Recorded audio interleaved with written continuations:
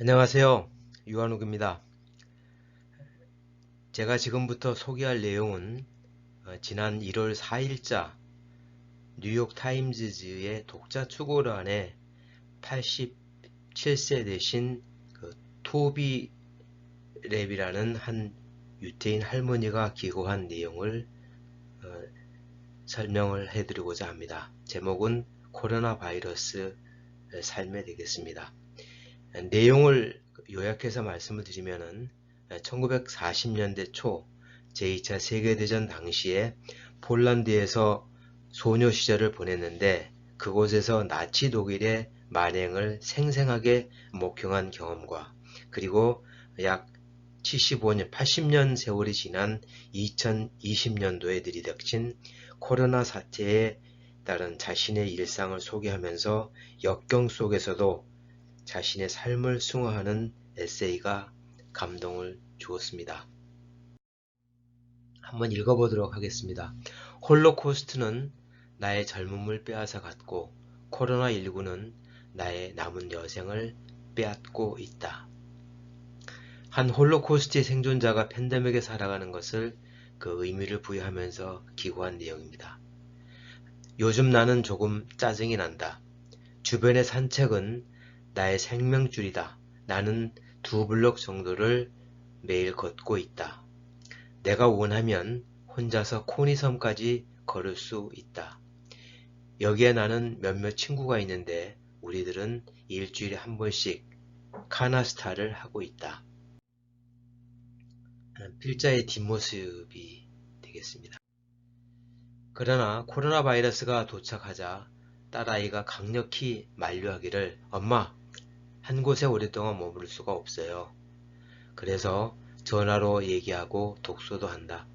손자들하고는 줌으로 통화한다. 물론 줌 강의는 유대인 공동체 박물관에서 교육을 받아 조금 할 줄은 안다. 그것은 나를 매우 바쁘게도 해주고 많은 도움도 준다. 그리고 포기하지도 않는다. 하지만 나를 슬프게 하는 것은 금년 한 해를 잃어버렸다는 것이다. 2020년도를 얘기하겠죠. 그리고 이것은 나를 무섭게도 짜증나게 한다. 내 나이 지금 87살인데 1년을 거의 송두리째 잃어버렸다. 필자의 소녀 시절 모습이 귀엽네요. 나는 머무르면서 할 수 있는 모든 일을 하고 있다. 심지어 지금과 같은 코로나 상황에서도 줌으로 학교나 박물관의 그 청중들에게 내 얘기를 한다. 여기서 내가 한 가지 이야기를 소개하고자 한다. 지금은 우크라이나 땅이고 당시에 폴란드 리비우 도시로부터 차로 약 30분 떨어진 코도로브라는 조그마한 지역에서 1933년에 태어났다. 우리는 도시 한가운데 있는 할아버지 집에서 살았다. 러시아는 1939년부터 1941년까지 그 도시를 점령했었다. 지금 필자가 얘기하는 도시가 리비우라는데 여기가 이제 이 섹타가 폴란드 지역이고 여기가 독일이고 여기가 체코, 슬로바키아 그리고 여기 지금 현재는 우크라이나 지역의 구소련을 얘기하는 거죠. 아버님은 유대인이나 비유대인이나 상관없이 매우 잘 지내셨다. 그런데 어느 날 1942년 초 한 친구가 아버님께 와서 얘기하기를 모세, 자기 아버님 얘기 같아요. 모세, 거대한 죽음이 도래되고 있어. 보다 안전한 곳으로 숨어야 돼. 그래서 아버님은 지하실에 은신처를 만드셨다. 할아버지께서는 거기에 가는 것을 원하지 않으셨는데 우리들은 부엌에서 할아버지의 총살 당하는 소리를 들었다.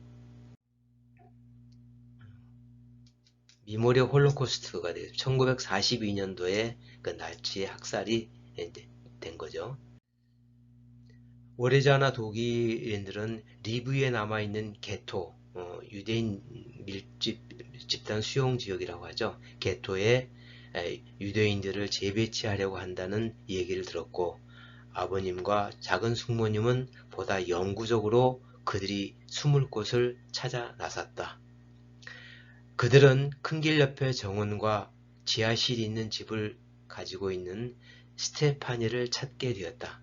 그녀는 우리 부모님의 일생을 잘 알고 있었다. 아버님은 우리 9 식구들이 은신할 수 있는 지하실 내부에 벽을 만드셨다. 우리들은 마치 청어떼처럼 잠을 잤다.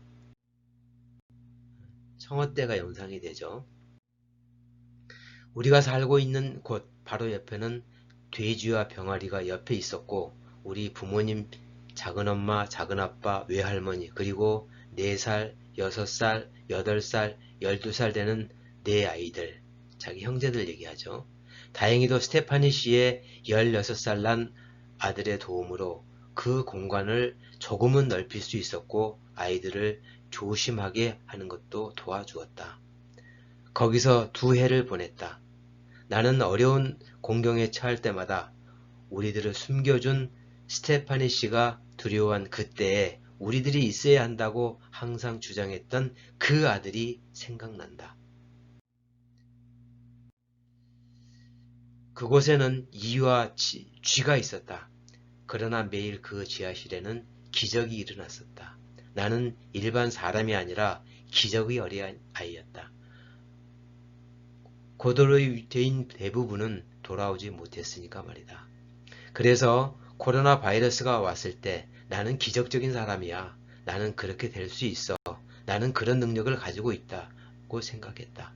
전쟁통 속에서도 우리들은 어떻게 되는지 알지 못했다. 나는 어떤 자유도 없었다. 크게 말할 수도, 웃을 수도, 그리고 울 수도.